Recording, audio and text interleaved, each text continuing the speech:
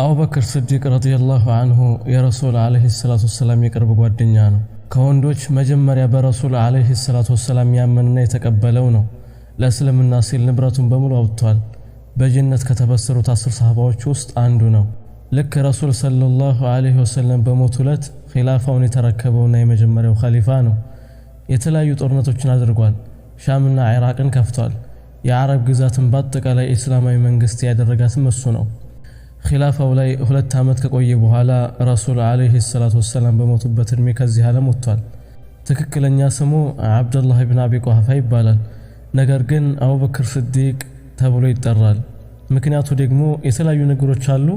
ከነዛ ውስጥ ከእስልምና ህይወቱ በፊት በጣም እውነተኛና ታማኝ በመሆኑ ነበር። አንድ ነገር ከተናገረ ቁረይሾች ምንም ሳይከራከሩት ያምኑት ነበር። ለዛም ነው አስሲዲቅ ብለው የሰየሙት። ሌላኛው ንግግር ደግሞ ረሱል ዓለይሂ ሰላቱ ወሰላም ኢስራእና ሚዕራጅ ሄደው ከተመለሱ በኋላ ሁሉም ውሸታም ሲላቸው እሱ ብቻ ስላመናቸው አስሲዲቅ ተባለ።